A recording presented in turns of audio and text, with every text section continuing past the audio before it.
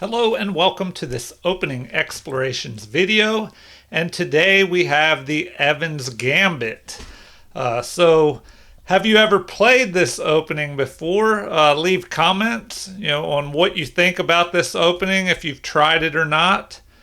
So this position here is the Evans Gambit. White has just moved up here to b4, attacking the bishop on c5 here, and gambiting this pawn. Giving up this pawn. If the bishop captures, you will be able to push the c pawn up, and then maybe the d pawn eventually attacking in the center. So that is why you would gambit this pawn, to give you time to attack the bishop, driving it away, and counterattacking in the center here. So let's look at what is played most often. And before we do that, I'm going to go back and just show you the opening moves here. So after e4 by white, and this is an introduction to this Evans Gambit, so this will help beginners out there or people that haven't played it and would like to try to play it again. So e4, e5. Good first opening moves. Knight is developed, attacking the unprotected pawn. Knight defends, and bishop to c4. This is the Italian game.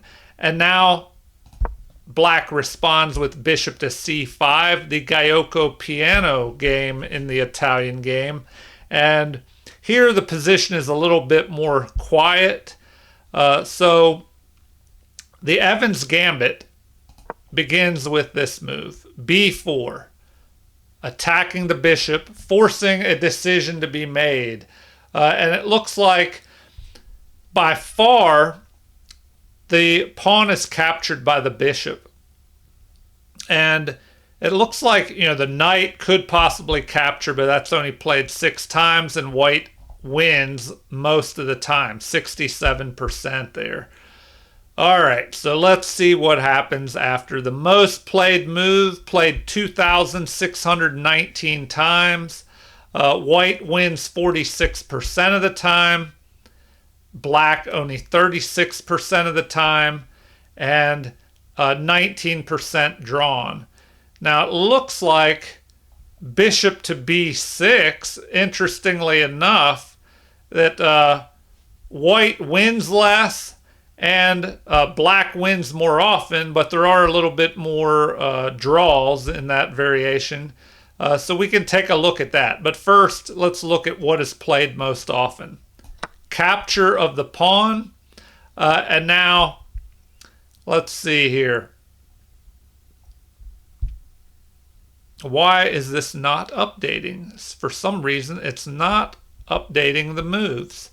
So now we have this move being played. And let me go back one. See, okay, now it's loading. All right, after the bishop captures on b4, most often played. Now there is a possibility of just castling immediately, so that's possible. But that gives a little bit more time for black, and it looks like black wins a lot more. So the most played move is c3, driving the bishop back. But where does the bishop go? To a5, to c5, here, or back even to d6, but that could block in this pawn. Even bishop to e7 is possible. So the most played move is bishop to a5. Second is bishop up to e7. So we'll look at the most played moves first, because they are usually the better moves. So a retreat here, and now this allows d4 to be played, and normally there is a capture. So the most often played move is to capture, because whenever white, or your opponent is allowed to grab these 2 strong central pawns and you can knock one of them out, it's usually a good idea to do so. So we have a capture, and remember that this pawn, it's illegal for it to recapture because of the pin by the bishop on the king here. And because of that, the most commonly played move is for white to go ahead and castle. And now it looks like there is a possibility of taking this pawn on c3, but the king is still kind of left out in the center. It looks like knight at g to e7 is played most often, and with that, white wins less often. If you capture this pawn, then it looks like white wins 56% of the time. So we'll go with the most, like the strongest defense, or at least that's what it looks like according to the numbers here. So after this, it looks like white can play here, threatening to jump in and fork the rook and capture a trapped queen. So d5 is most often played. If we have castling, then it doesn't look good. White wins both times from that. So perhaps we'll take a look at that. But before we do, let's look at d5 here. So d5 is played, and now capture, attacking the knight.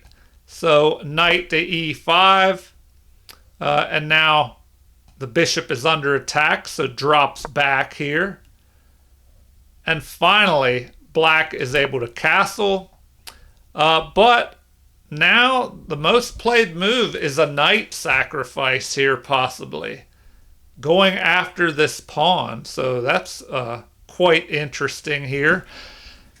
Bobby Fischer even played knight takes on f7 here. Another interesting move. But let's look at the most commonly played move. This looks crazy. The king can just capture here. But now we have queen to h5, the follow-up. So this is why this isn't so great for black, because now we can capture here. This pawn is under attack. If it captures, the knight can capture and be protected by the queen. So normally, if that is captured, the knight captures with development, capture, and white wins 33% of the time here. And now we're just down to the final few games. Bobby Fischer played queen to d3, kind of waiting for this knight to move, then the queens could be exchanged. So what do we have here? 4 pawns versus 5. Let's see. Well, we might as well look at what Bobby Fischer played. Queen to d3.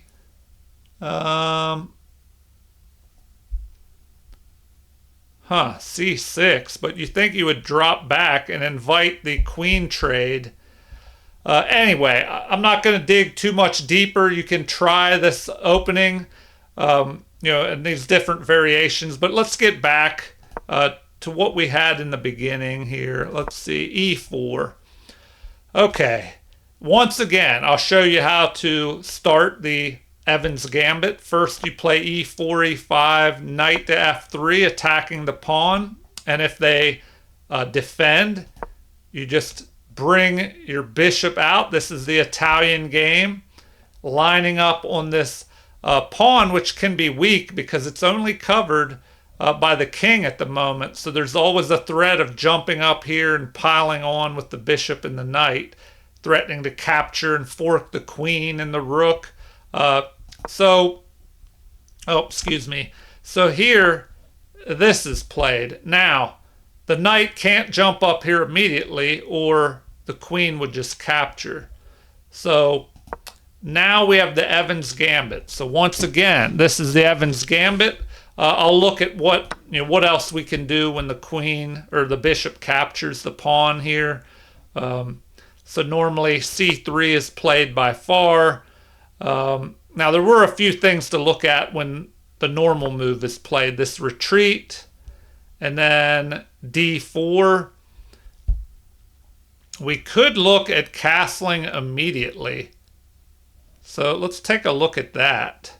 What happens if instead of that move, you just go ahead and castle here? So once we castle, what is played most often? D6, because now you maybe are threatening to go here and fight the bishop for this diagonal. So now D4 can be played. Bishop up to B6. Adding pressure here on D4. So capture and pawn captures would allow the queens to be traded, but that's normally what's played here. And then we have this move, avoiding the queen trade. Queen to F6, protecting. I don't know. This looks kind of crazy because now you have bishop to G5. The queen can still step over here and guard this. And now, what? Bishop to D5. Oh, because this pawn is under attack. Knight at G to E7. And bishop captures. Oh, and then normally there's a king capture here. All right. Then that allows this. Queen captures. Oh, and then we have that move. So queen to E6. Queen to A3 check. And we just block. Capture. Pawn captures, chasing the knight. And then after a retreat, black has the bishop pair versus white's two knights here. And then as far as pawns, we have even number of pawns. So the knight is developed. Rook at H over to C8 here. F to C1. And the rooks get ready to double. So just remember, if you're playing any opening, one of your goals, besides controlling the center, getting your king castled quickly and all your pieces developed, is, oh, sorry, I was looking up because out this window I just saw a formation, like a V formation of geese flying across. All right, so anyway, in the opening, you can tell if your opening was successful if you get your pieces coordinated and developed a good squares. And then if your rooks are able to get to good positions where they can go to a half open or open file. Here, it looks like you may have to try and defend here. But then the rooks are doubled up. So doubling rooks here. But now there is the pawn attacking. This knight could drop back and defend. So everything's revolving around this pawn. All right, back to the beginning. After E4, E5, knight to F3, knight to C6, bishop to C4, and bishop to C5. And now we have the beginning once again of the Evans Gambit. So we can go here. We could look at what happens if you just go here. Well, this move is not as good because with the bishop here, you can drop this bishop back and pin the pawn to the king. So, you're most likely going to run into that. And then once you chase, let's see what happens if they play the second most played move. Well, then white is most likely, they could castle immediately. Apparently white wins more when they castle here, but there's only 8 games. So, most likely D4 is better because you're just gaining space in the center. You're attacking this pawn. There is this possibility. Attacking, and then bishop to E2 is played most often. So bishop to e2, d6 defends here. Huh. I mean, it looks like you could just capture and go ahead a pawn, but is that something you would want to do? The most played move is to check here. Oh, that looks crazy as well. If you check,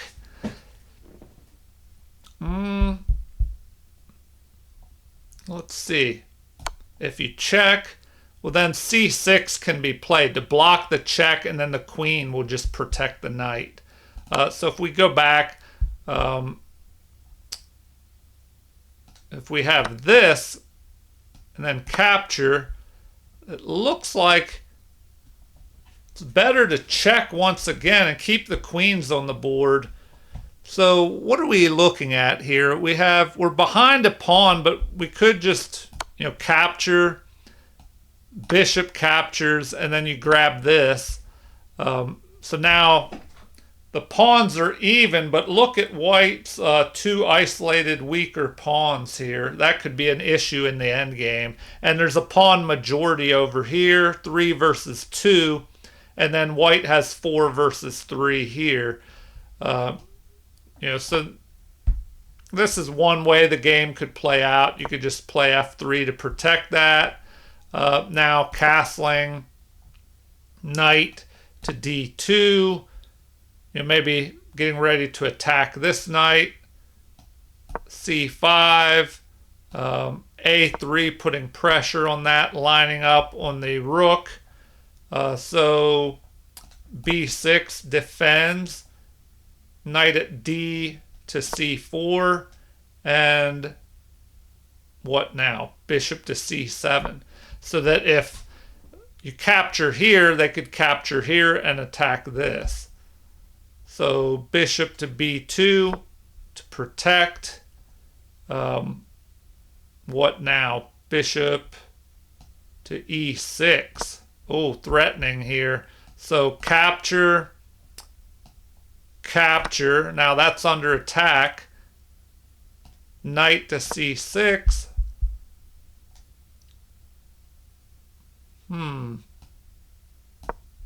Anyway, this gives you another example of how the game could go. Here it says you can castle. And then king to h8 to avoid a check. Bishop to a6. That way a rook can't line up on the knight. Rook at a to e8. And f to d1. Grabbing the open file. So bishop to d7 to kind of block here. Bishop to b7. That's interesting. Anyway, a lot of maneuvering. So let's go back to the Evans Gambit position right here.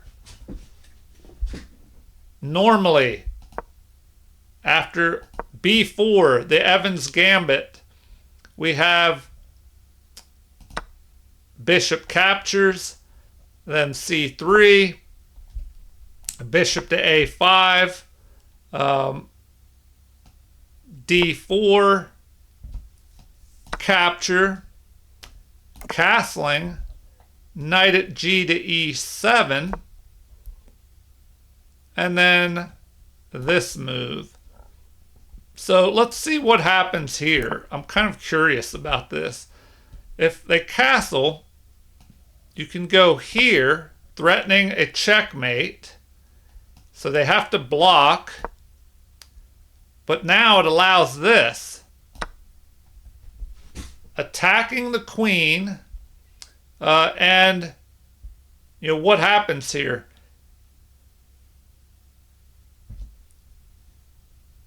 Normally, rook captures, but then you're just going to be able to get ahead in material there.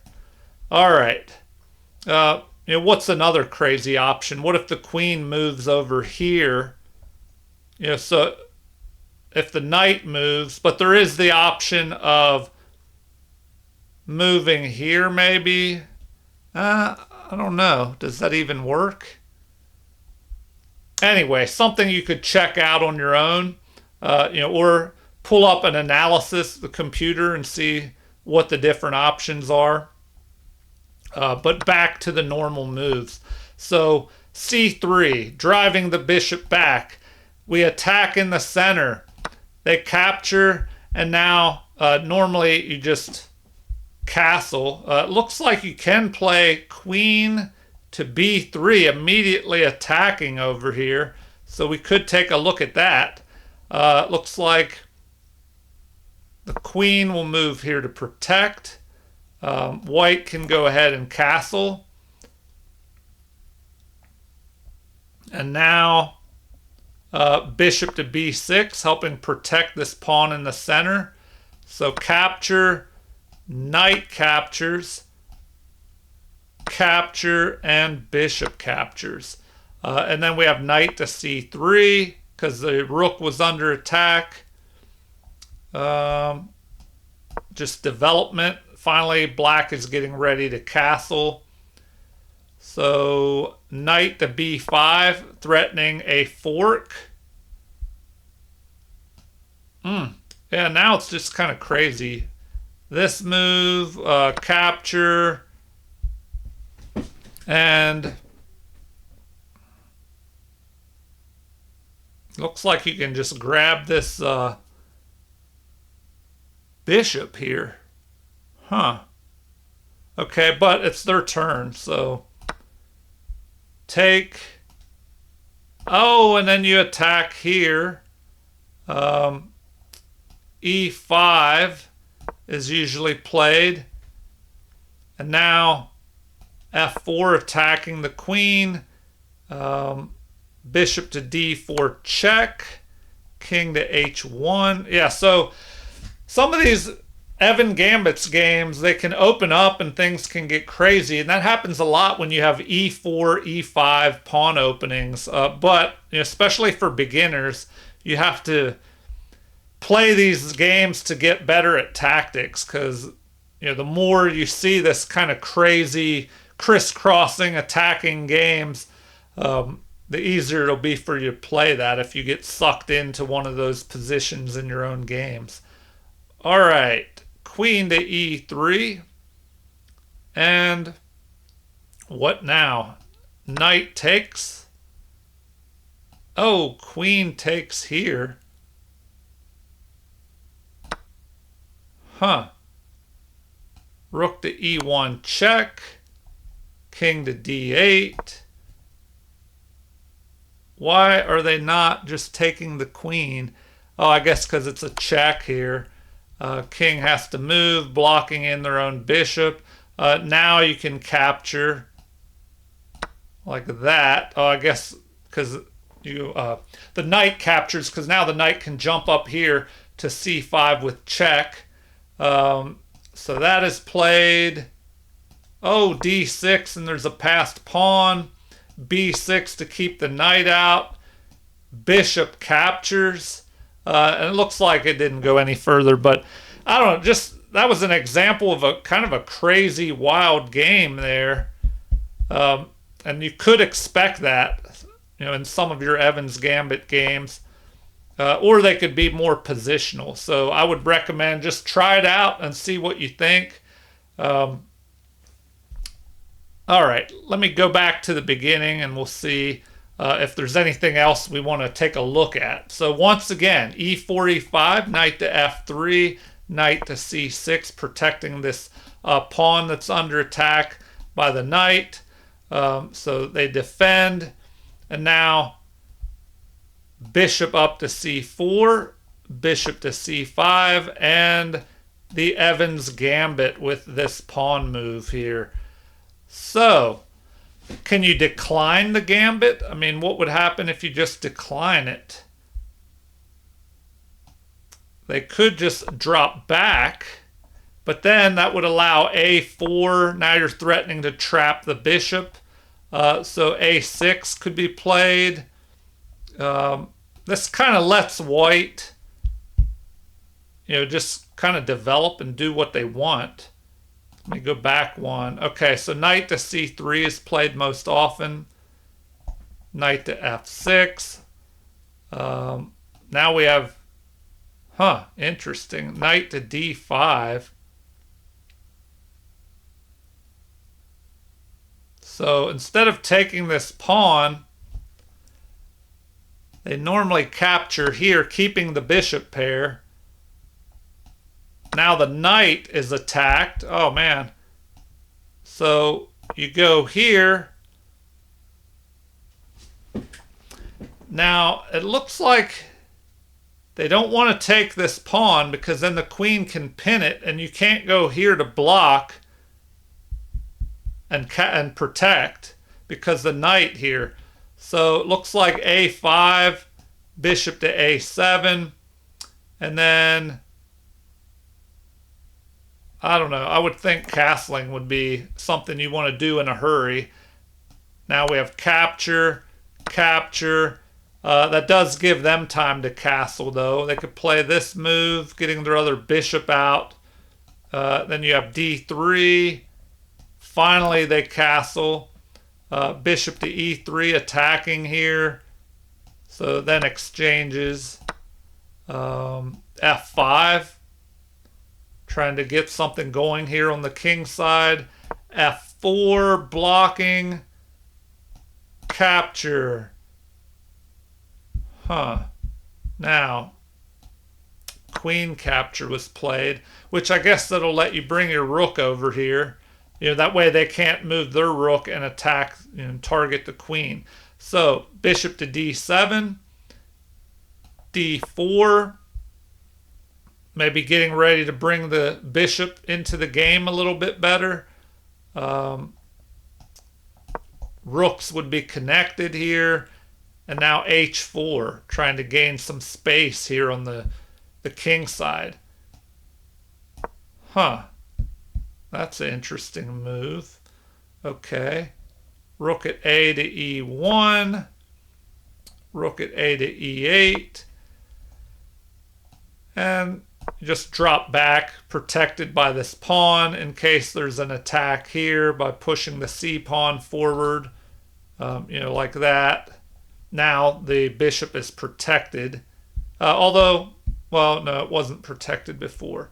All right, so in the game they had rook to e7, but then a capture, queen captures, and what, bishop back up to c4, it looks like. Rook to e8, grabbing the open file, and now bishop to d3. And now with the pawns and the bishop, everything is kind of blocked or covered on the open file. So that's a good strategy to play when your opponent is trying to take control of an open file. If you can use your bishops and pawns and pieces to cover all the squares. Now the queen can't go here, here, here. The queen could go here, though, which could be maybe an option for the queen to infiltrate. So we have that. King up to h2. King to g7. Rook to f3 to prevent the queen from coming in. But now they could go all the way down. Anyway, you get the idea here. Let's go back. Reset. See if there's anything else. And feel free to leave comments with what you think about this opening. And if there's anything specific on other openings that you would like to see or more on this one. I'll kind of end it there, before the video drags out too long. But that should give you some idea of how the Evans Gambit is played. So this is the Evans Gambit right here. You give up this B pawn so that when they capture, you're able to drive the bishop back with the C3 move. And normally they're going to go here to keep an attack going on the king. It looks like white has won most often with this immediate castle. But that kind of gives black more time to react here. They could play this. Apparently that's what's played most often, just fortifying. And then now d4 can be played. It looks like normally the center is ignored. White wins least often when they go back here to b6 with the bishop. So, I mean, I guess we should look at that, because now most played is to exchange here. And we have that. You could exchange off queens. Looks like it's even possible to capture this pawn. You know, then if the king captures, you could maybe jump up here with the knight, but I don't know. Anyway, something you can look at on your own. All right, I will stop there. Feel free, like I said, to leave comments, like and subscribe to support the channel, and let me know if you want more in the future on the Evans Gambit. This was just a little intro, so I hope it was helpful. Thank you for watching, and have a super chess day.